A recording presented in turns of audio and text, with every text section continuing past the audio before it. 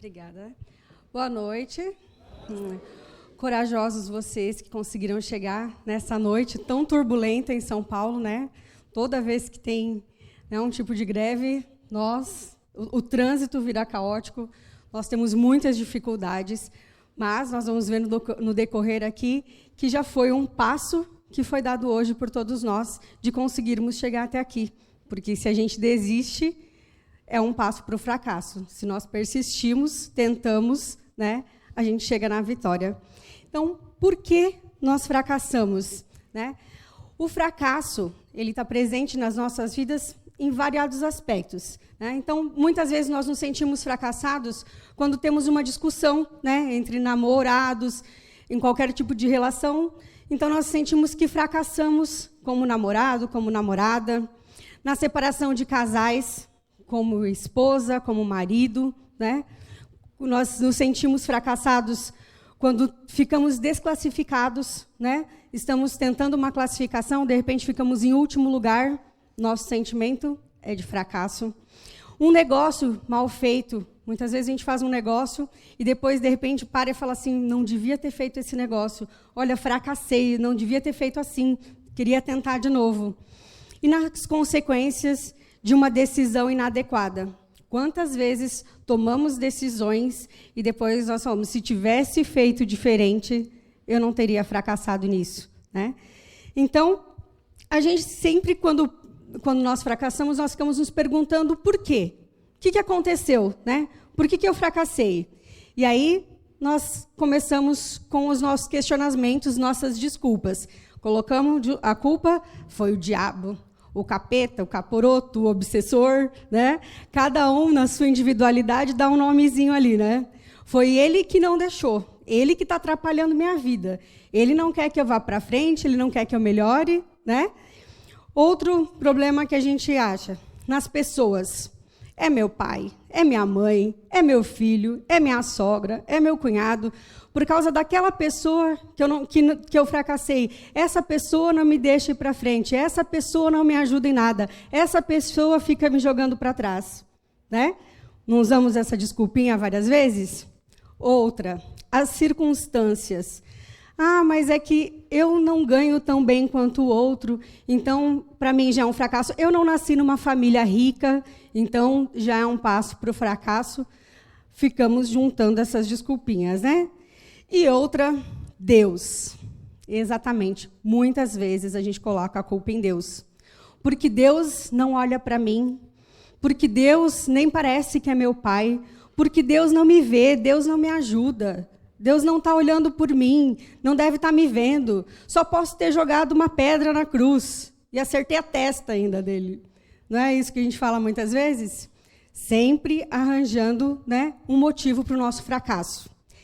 Usamos essas desculpas para mascarar os verdadeiros motivos. Né? Olha a carinha do cachorro. Essa carinha que muitas vezes Deus faz para nós. Né? Será? Será que é esse o motivo? Na verdade, né, um dos maiores motivos é a falta de fé. Né? Nós podemos até muitas vezes falar que temos fé. Ah, eu tenho fé em Deus, eu acredito nisso, eu tenho fé. Mas aquela fé que quando dá tudo errado na nossa vida e nós continuamos confiantes que Deus está ali, que Deus vai nos ajudar, que vai fazer algo por nós, ou a nossa fé vai só até enquanto está tudo dando certo na minha vida? Ou a nossa fé vai até o ponto que algo que não está de acordo com o que eu quero, né, acontece, aí minha fé acaba? Então, será que eu tenho realmente fé? Né? Esse é um dos maiores motivos pelo qual nós fracassamos na vida. Muitas vezes falta esse tanto de fé na nossa vida. E lá no Evangelho, né, em João, capítulo 5, versículo 4, Jesus já nos fala, ele diz o seguinte: porque todo o que é nascido de Deus vence o mundo. E esta é a vitória que vence o mundo, a nossa fé. Então, ele já deixou escrito para nós que se nós tivermos fé, nós venceremos o mundo, nós venceremos tudo. Então, muitas vezes, quando a gente se sente fracassado, é porque aqui dentro faltou esse pouquinho de fé da nossa parte. Outro motivo é desistir.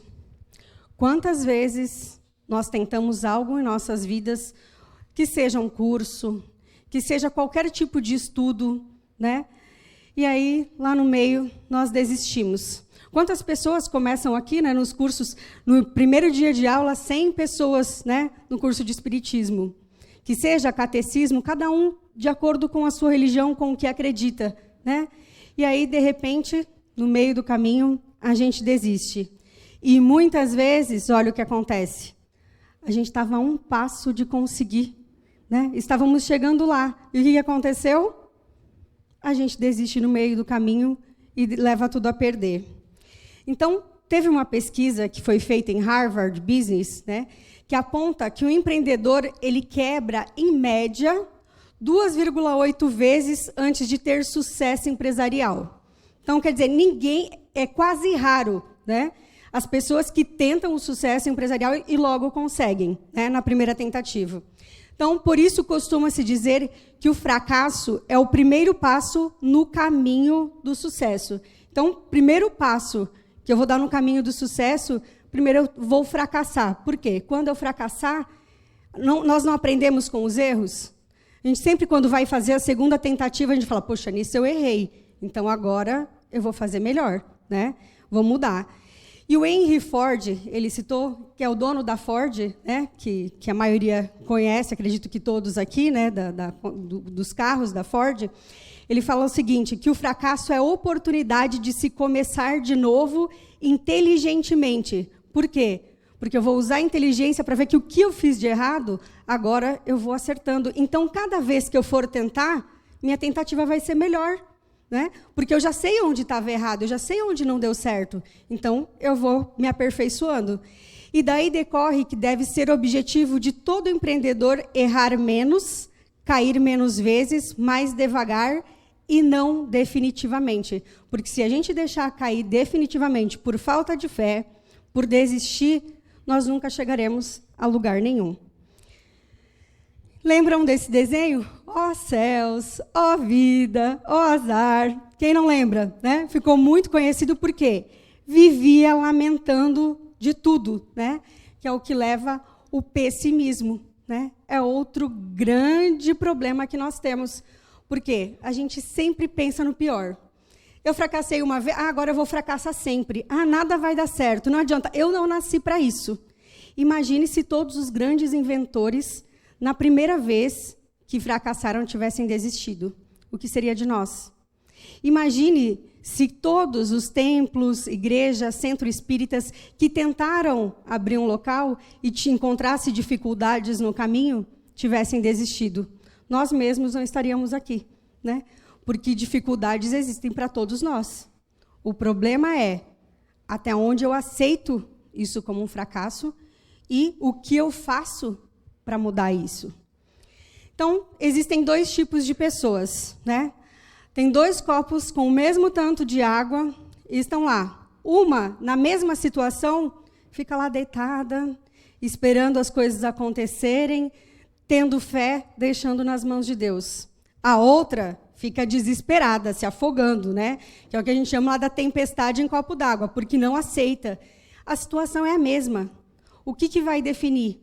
A forma que eu encaro ela, a forma que eu levo para a minha vida. Porque ninguém passa sem dificuldades. Nós estamos num mundo de provas e expiações, um mundo com dificuldades, né? Com muitas dificuldades, na verdade.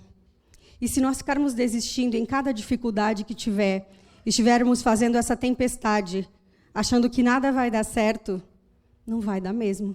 Nós sempre voltaremos à estaca zero, né? Esperando que um milagre aconteça. Mas, na verdade, o milagre, ele está aqui dentro. O milagre somos nós. Se nós não tomarmos atitude, se nós não fizermos o nosso melhor, se nós não acreditarmos, nada nas nossas vidas dará certo. Nada irá acontecer diferente. Por quê?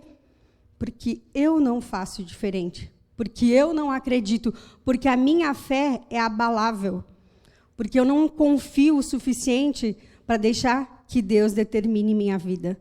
Porque a partir do momento que eu acredito que Deus determina a minha vida, que Ele é quem vai segurar minha mão e não deixar cair, a partir do momento nada mais me abala.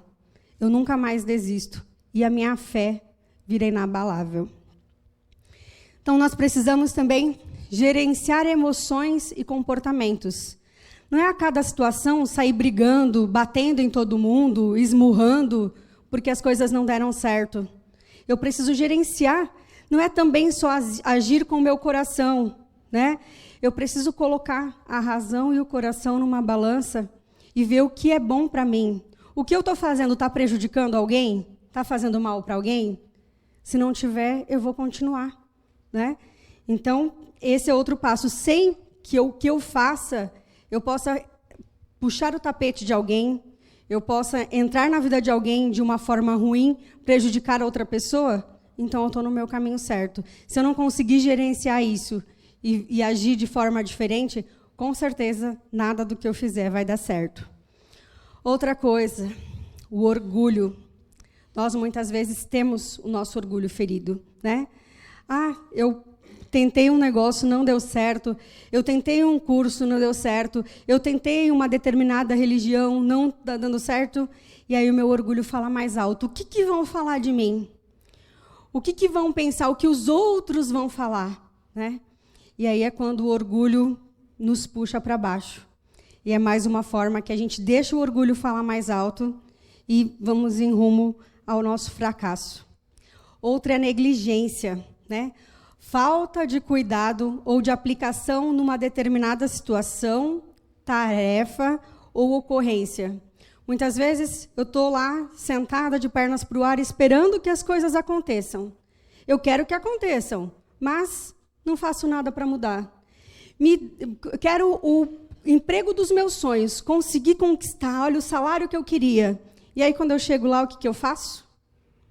Continuo não dando o meu melhor, olhando na hora do relógio para ir embora, não me preocupo com o horário de chegar, não faço nada além do que eu acho que tenho que fazer. O que vai acontecer? Vai ser culpa de Deus, do obsessor, do quê? A culpa é minha, porque eu não soube administrar, porque eu não dei valor ao que estava nas minhas mãos. E isso também se vale em sentimentos, né?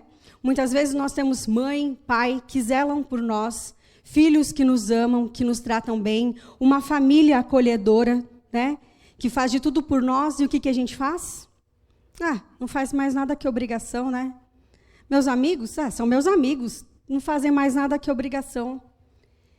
E quando eu não dou valor, o que acontece? Eu perco, né?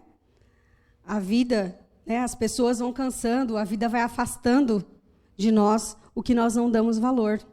E é aí que a gente começa a cada vez diminuir. Outra, alianças erradas. Se eu sei que a índole daquela pessoa não é boa, se eu sei que ela já tem um monte de históricos de coisas ruins na vida dela, eu vou fazer uma aliança com ela? Eu vou fazer uma sociedade com ela? Eu vou me relacionar com ela? Se ela já tem um histórico. Agora, aliança, né, é diferente de dar uma oportunidade. Todos são filhos de Deus, todos merecem uma segunda chance, todos merecem o nosso olhar com carinho. Mas se eu for fazer um negócio e eu escolher uma pessoa que faz tudo errado e que eu sei que vai fazer errado no negócio que eu estou fazendo, será que tem chance disso dar certo? É muito pouco provável, né?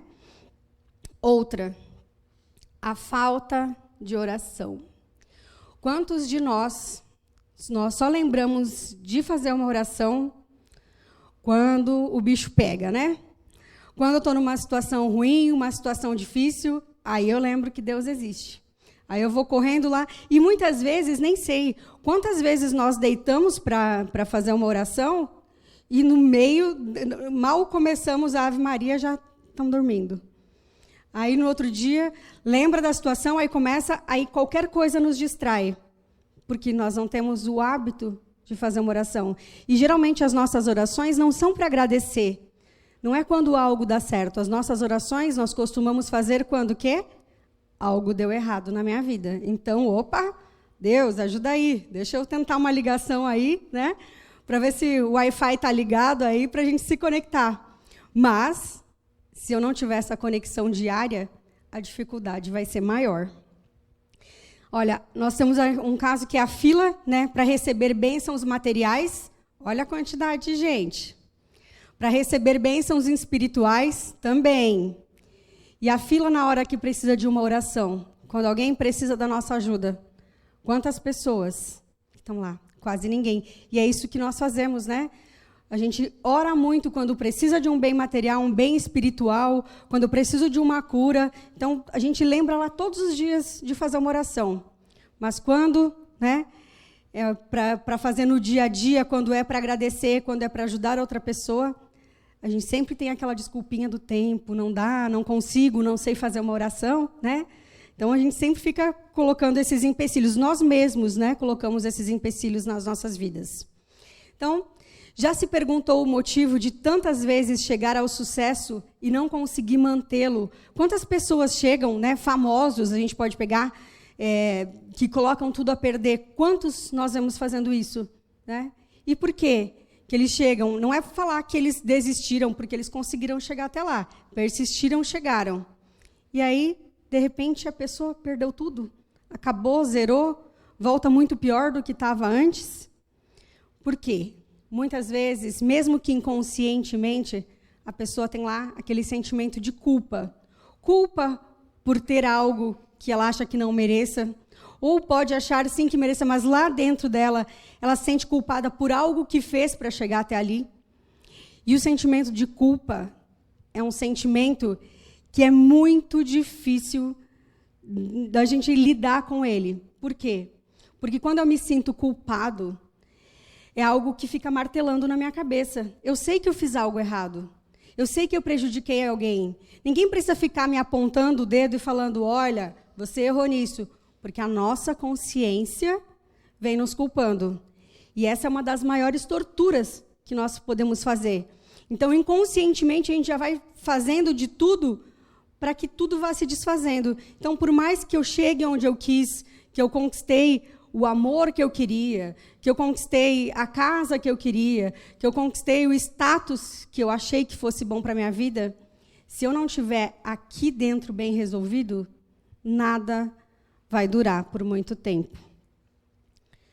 Então, reconhecer o fracasso é uma questão de proporção e de perspectiva, né? Nós devemos distinguir o que seria um contratempo, um revés e uma tragédia, porque são três coisas diferentes, mas a gente costuma falar que tudo é uma tragédia que acontece, né? Então, a maioria das coisas ruins que acontecem na nossa vida são contratempos. É uma briga, uma discussão, alguma coisa que dá para consertar, né?